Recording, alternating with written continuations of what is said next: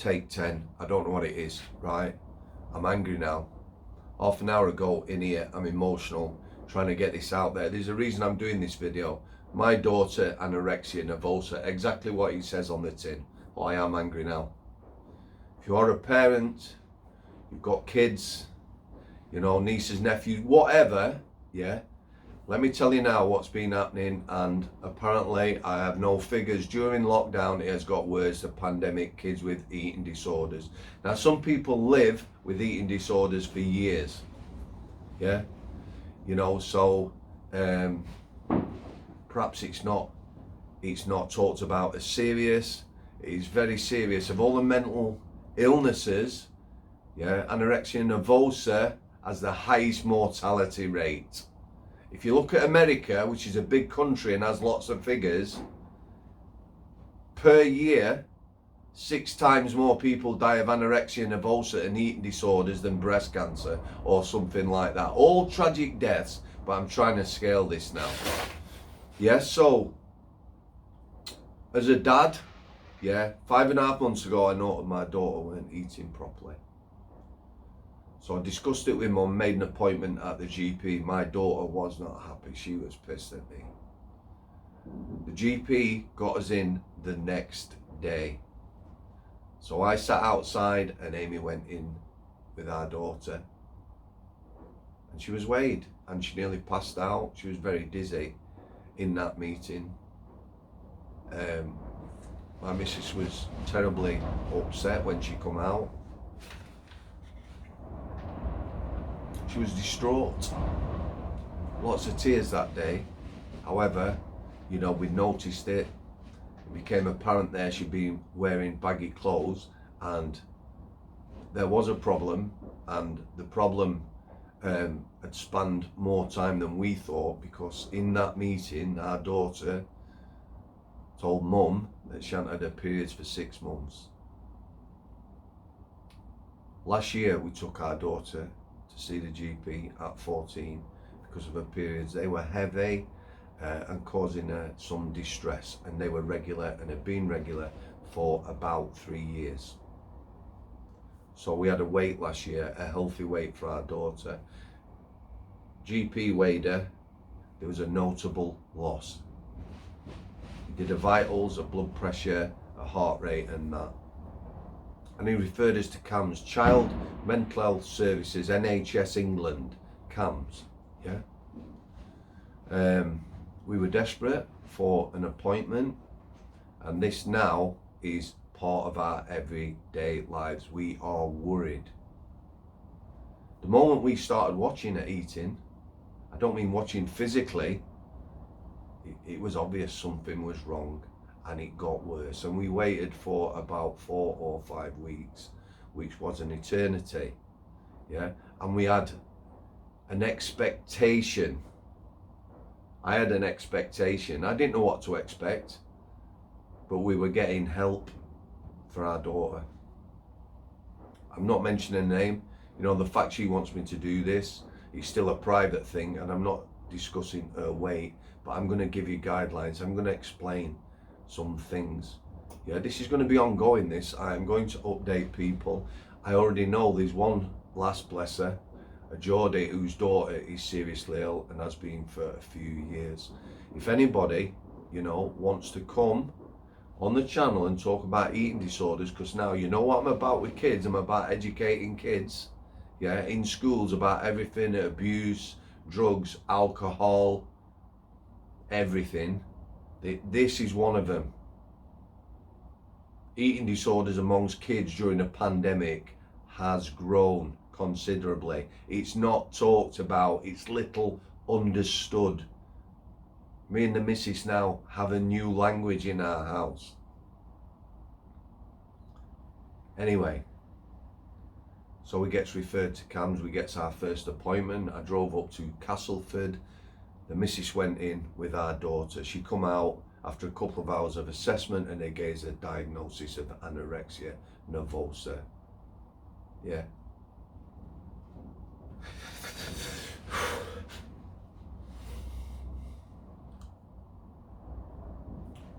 Away from that, myself, away from the missus, lots of tears. A long time ago, I did some work with anorexics, sitting with people, getting to know people, watching people while they eat. It is horrendous.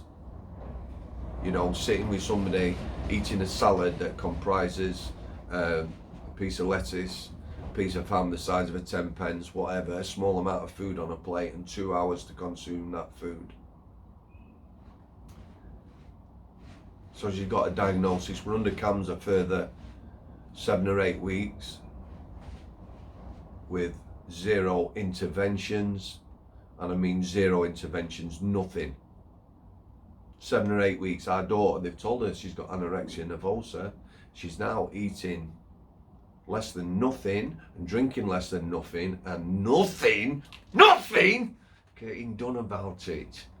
Yeah, nothing. She ended up in hospital. Let me just tell you something else. Yeah, when we talk about, boy, I'm angry now.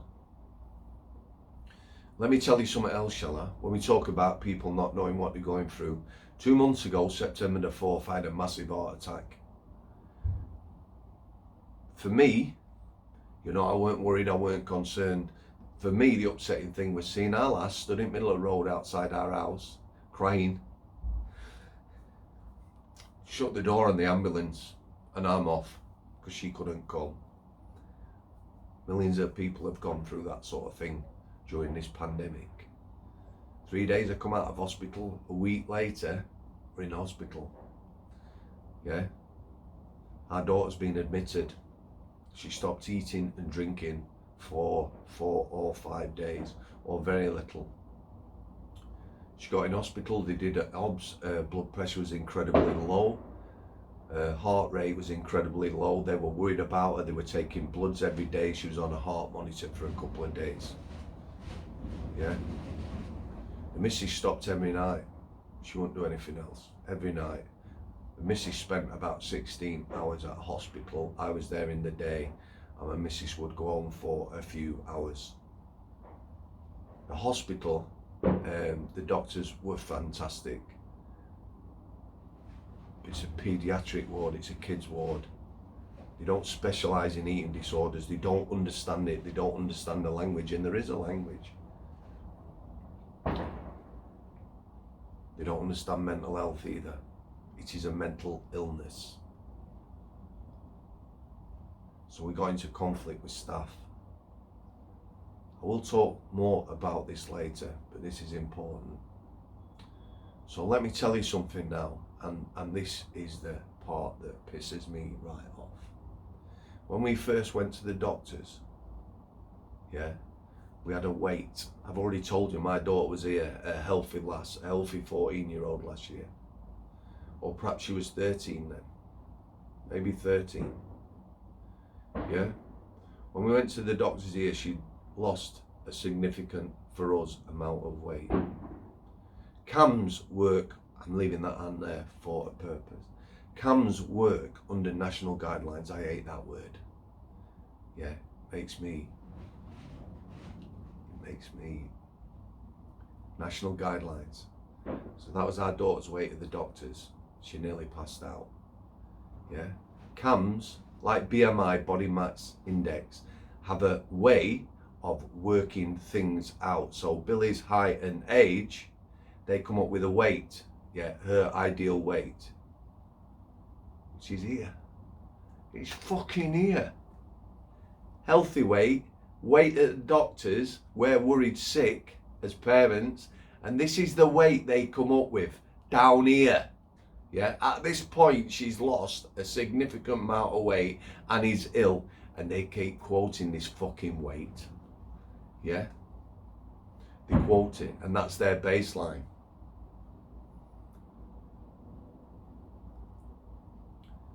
So according to CAMS, Child Mental Health Services, yeah, our daughter is around 90% of her body weight.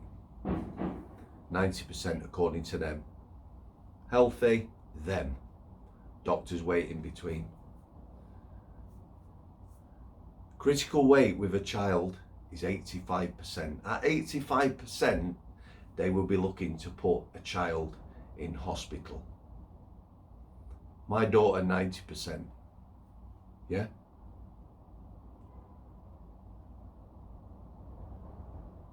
She's in hospital again now. So 5 weeks ago she come out of hospital. We struggled, me and our lass, to get her to eat and drink. Last weekend, it stopped again. She stopped eating and drinking. And she's ended up back in hospital. Her actual weight, yeah, for me and the missus, because we know her at a healthy weight recorded at doctors, her actual body weight now is 78%. 78% she's down to. Cam's 85 is critical, but they're calling my daughter 90% of her body weight. I'm telling you, she's 78% of her body weight. I'm going to leave it there for now. Those of you who know me, this is going to be a campaign now. Yeah? I'm not upset anymore. I've cried more, me and the missus, in the last 8 weeks than I've in my whole life. Yeah? We have a child now who's seriously ill. In our eyes, she is. In the eyes of the people who are supposed to be there to help us and help her, she's still 90% of her body weight and she's critical. There's a new language we're learning in our house. You know, we can't say to our daughter, do you want breakfast? No, she fucking doesn't. You could put a full Sunday dinner in front of her, or a sweet, a tiny little sweet. She don't want to eat anything. Are you having? In hospital, people don't understand. People coming in, has she eaten her breakfast yet? Bam, stress levels. Stress levels have been through the roof. I've never seen anyone with as much anxiety in my life. Never. Every single day is stressful. Right now, it's stressful. Every meal is stressful. Yeah? I'm going to finish off now. Like I say, I'm not letting this go me. I'm going to be campaigning and taking this forward. I would like your help for that. Anyone who wants to get in touch with me, realporridge@outlook.com. Someone's trying to hack that email. I've had trouble setting it up. Please get in touch. Just let me finish off. Both times she's been in hospital, she's had a gastronasal tube. It is a tube that is put up the nose and down the throat. Using a drip stand, if your child ain't eating, they will feed them through that tube. Yeah. Sounds barbaric. This is to keep someone alive, our child. Twice she's pulled that tube out because of what people have said, people not thinking. A few days ago she got the tube in. Yeah, she was getting used to it. It's not pleasant. Somebody said, well, sometimes it can get stuck in your chest, the tube. She pulled it straight out.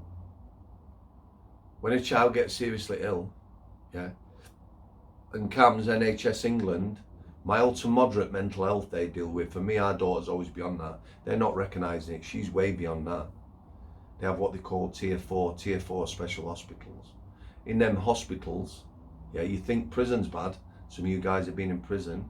In them hospitals, you know, they will hold a kid down to feed them. That's the only way they can do it. Again, is to keep a child alive. But if she ends up in one of those hospitals, which, dear God, I hope she doesn't, then we won't be able to visit her. Anorexia nervosa, yeah, highest mortality of any mental illness.